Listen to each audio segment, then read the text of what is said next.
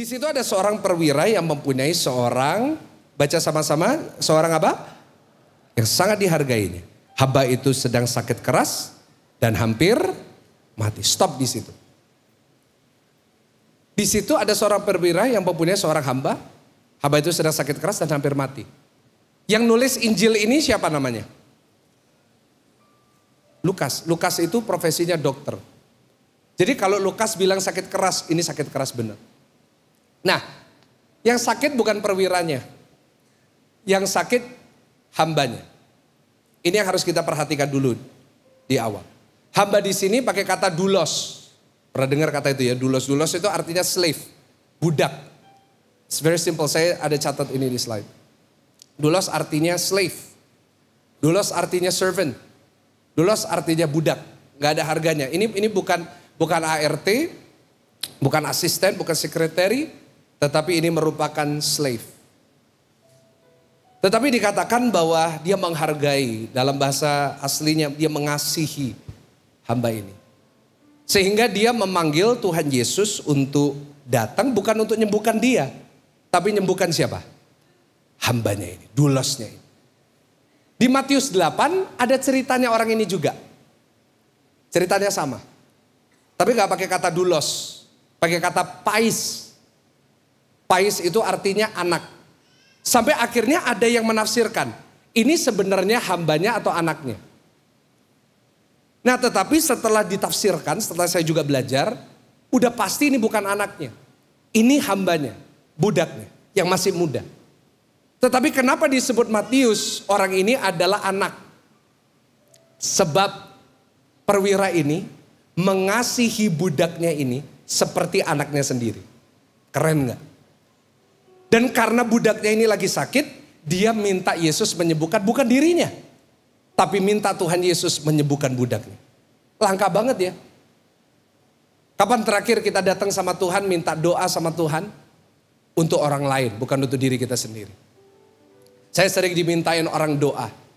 Hampir tidak pernah saya didatengin orang untuk minta doa. Dan mereka bilang, Pastor boleh gak doain teman saya?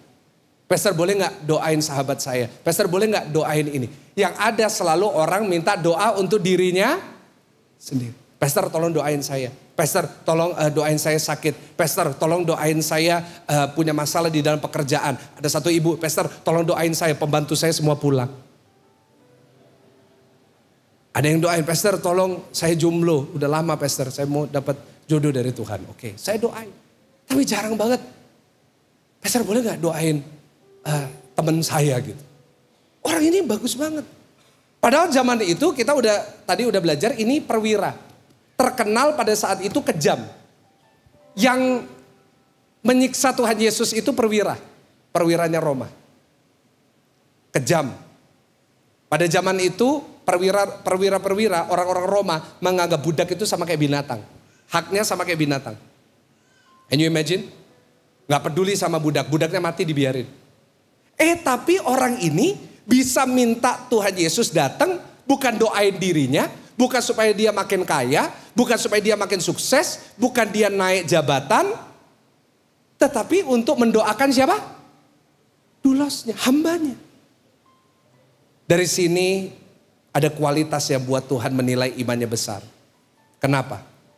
Karena dia punya satu hal yang tidak dimiliki banyak orang yang mengikut Yesus lain. Dia punya satu hal yang tidak dimiliki oleh semua yang berbondong-bondong ikut Yesus kemanapun Yesus pergi. Yaitu dia punya satu hal namanya kasih. Ulangin sama-sama, dia punya apa Bapak Ibu Saudara? Kasih. Dari situ saya dapat pelajaran iman dari perwira ini. Bahwa yang pertama catat baik-baik. Bahwa kasih adalah bukti dari iman. Ulangin sama-sama, yang di rumah tulis di live chat. 1, 2, 3 apa? Kasih adalah apa? Bukti dari iman. Kenapa Tuhan menyebut orang ini punya imannya besar? Sederhana, karena dia punya kasih yang besar. Saya mau ingatkan kepada jemaat GSJS Pakuan Mall dan jemaat GSJS online yang saya gembalakan di tempat ini. Saudara boleh nyebut diri saudara orang Kristen. Saudara boleh nyebut diri saudara punya iman. Saudara boleh nyebut diri saudara pelayan Tuhan bahkan pendeta. Tetapi tanpa kasih sebenarnya iman kita tuh gak berarti. Dari mana ayatnya? Galatia 5 ayat yang ke-6. Coba Galatia 5 ayatnya ke-6. Boleh gak baca sama-sama dengan saya dengan keras? 1, 2, 3. Sebab bagi orang-orang yang ada di dalam Kristus Yesus, hal bersunat atau tidak bersunat tidak mempunyai suatu arti. Hanya iman yang bekerja oleh apa? Jadi iman itu harus kerja dengan kasih. Gak boleh cuma di dalam perkataan aja. Gak boleh cuma di dalam status aja. Nah masalahnya adalah yang ikut Yesus yang lainnya. Kenapa Tuhan Yesus bilang iman seperti orang ini gak dimiliki sama kalian? Karena yang mengikut Yesus termasuk orang-orang Yahudi, termasuk orang-orang imam-imam, termasuk orang-orang Farisi, Saduki yang jago ngomong iman. Cuma sekedar membicarakan iman tapi gak pernah praktek dengan kasih. Dan ini juga jadi teguran untuk kita. Jangan sampai kita jadi orang Kristen, nyebut diri kita orang Kristen, nyebut diri kita orang percaya, tapi kita nggak punya kasih. Bapak Ibu Saudara perhatikan satu hal yang penting. Kenapa Tuhan memuji iman orang ini paling besar? Karena dia bukan cuma bicara tentang iman, tapi dia mempraktekkan kasih. Dia melakukan itu dengan kehidupannya. Sedangkan orang semua yang lain, pinter ngomong tentang iman. Pinter ngomong tentang Alkitab. Pinter membagikan ayat, bahkan hafal ayat. Tetapi gak pernah melakukannya dengan kasih. Sampai Tuhan Yesus pernah negur satu kali. Tuhan Yesus khotbah di satu ibadah. Dia bilang gini. Kalian boleh dengar ajaran-ajaran dari para ahli Farisi. Dan ahli Saduki ini. Ahli Taurat ini. Tapi jangan pencontoh kehidupan mereka. Sebab mereka tidak pernah melakukan apa yang mereka ajarkan. Dan bukankah itu keadaan orang Kristen hari-hari ini? Kita ini pintar kalau ngomong firman. Kita pintar ngomong ayat. Kita pintar nyanyi lagu rohani. Tapi tentang kasih, belum tentu. Saya ingatkan kepada jemaat. Ini juga teguran buat saya. Saya catat. Iman tidak boleh berhenti di mulut. Tetapi harus menampakkan diri melalui tangan yang penuh kasih. Boleh katakan amin Bapak Ibu? Iman gak boleh cuma di mulut. Iman bukan cuma perkataan aku percaya. Tetapi iman kita harus tunjukkan lewat tangan kita yang penuh dengan kasih. Yang mau kasih tepuk tangan dulu ya paling luar biasa. Tepuk tangan yang paling dahsyat. Dan saat kita lakukan itu kita bisa menangkan jiwa. Sadar gak hari-hari ini di social media. Kita melihat ada satu tren terbaru.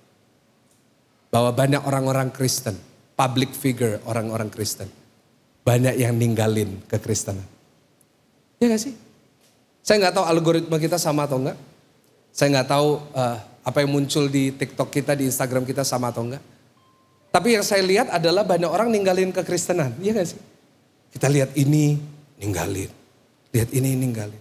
Saya jadi ngerenung ya, kenapa ya? Padahal Kristen itu enak loh. Berapa banyak di sini setuju Kristen itu enak? Iya kan? Kita boleh makan apa aja tuh. Di sini siapa suka makan babi? Enak tuh.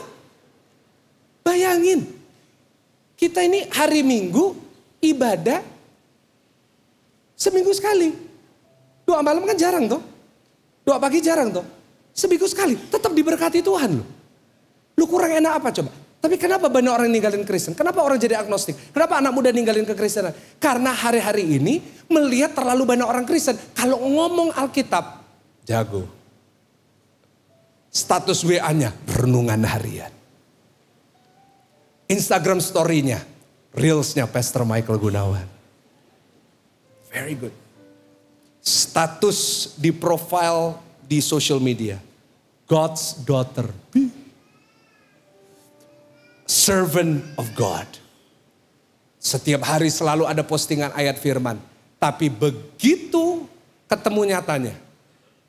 Kok beda ya? Banyak orang Kristen hari Minggu buka malaikat. Apalagi GSJS. Coba sapa kanan kiri. Malaikat shalom. Shalom malaikat. Tapi begitu Senin masuk tempat kerja jadi apa? Malaikat maut, benar yang hitam tadi saudara. Bisa beda loh.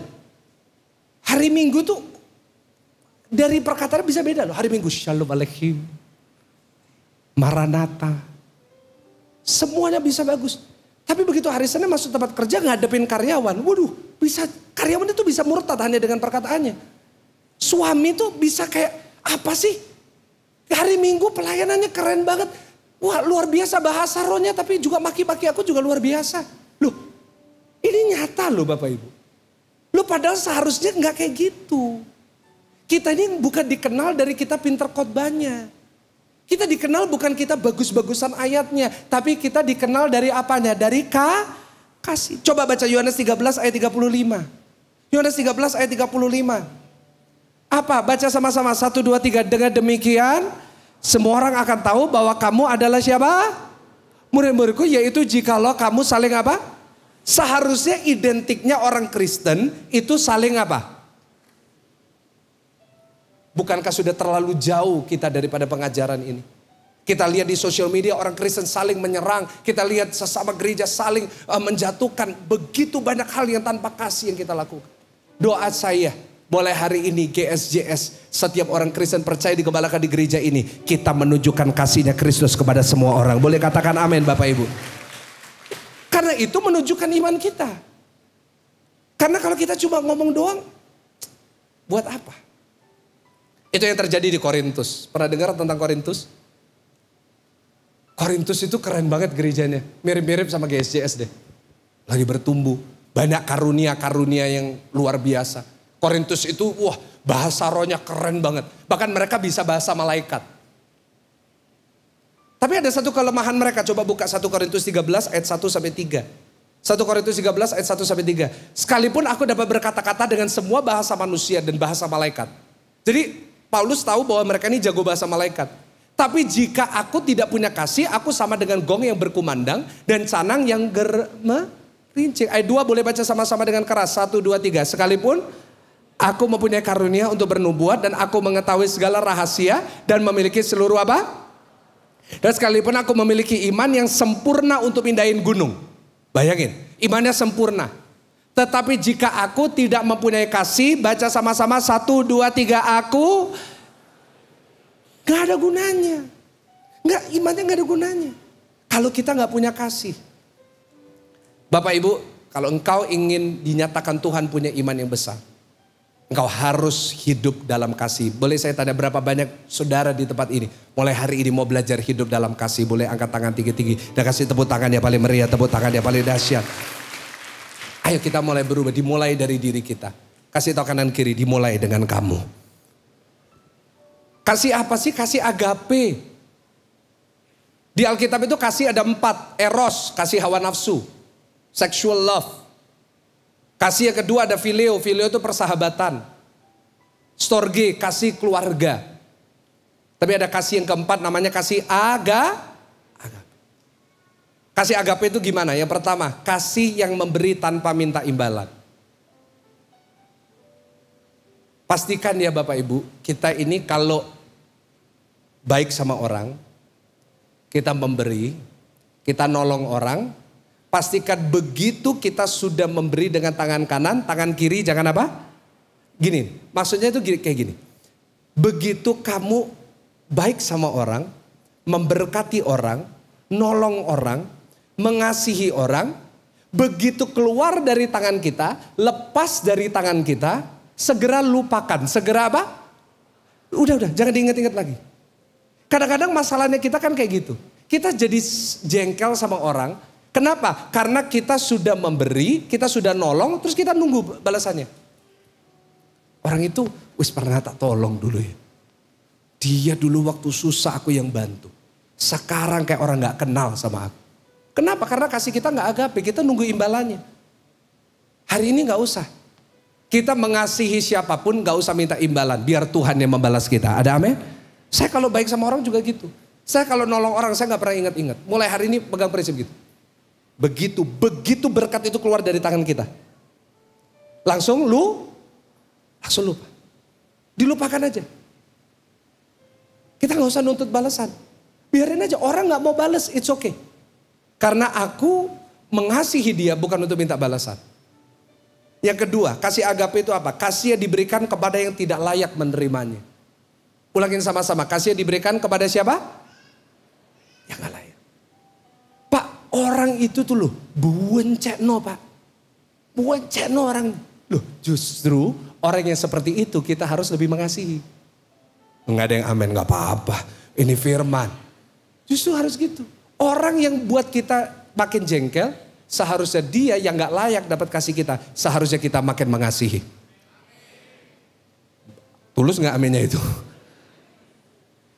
Jadi pulang dari ibadah ini, cari orang yang paling bencekno, segera kasihi dia.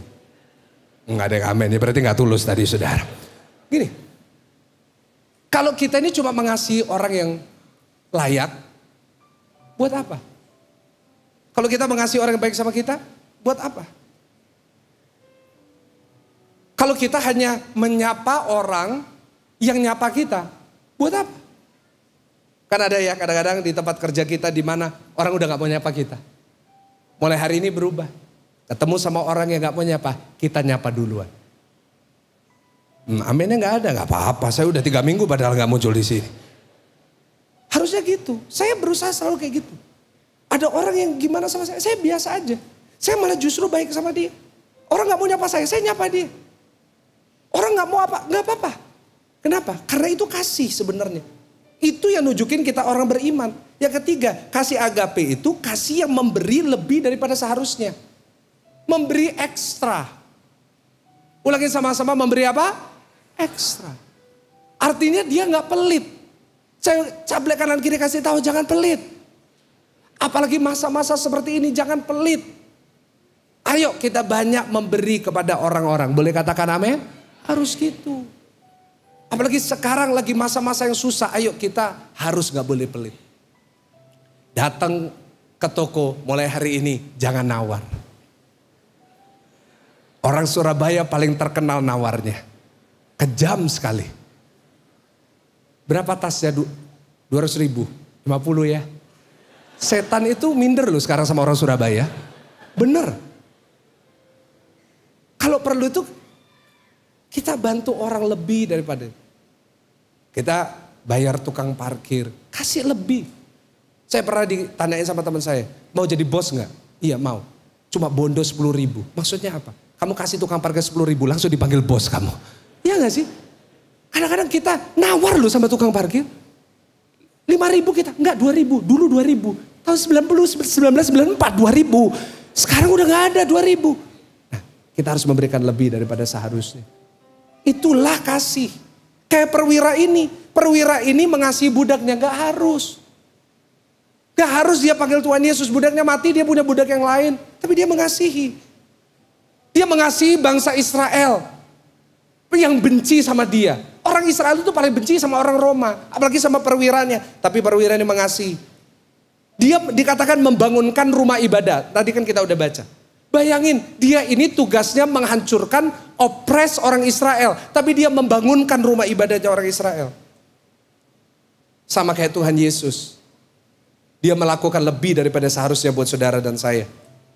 Kalau kita cuma melakukan yang seharusnya, itu namanya tanggung jawab. Kalau kita hanya melakukan sesuai job desk kita, itu namanya tanggung jawab. Kalau kasih itu melakukan lebih.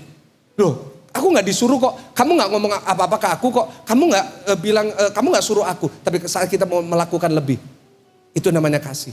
Boleh katakan amin Bapak Ibu? Tuhan Yesus kan juga gitu, dia gak harus nolong kita, dia gak harus selamatin kita. Dia gak harus masukkan kita ke surga. Kita orang-orang yang berdosa. Tetapi karena kasihnya yang besar, dia melayakkan saudara dan saya masuk ke dalam kerajaan surga. Milikilah kasih itu. Biarlah saat kita memiliki kasih ini, maka kita bisa tunjukkan kepada dunia bahwa kita punya iman kepada Tuhan yang mau. Kasih tepuk tangan yang paling meriah, tepuk tangan yang paling meriah.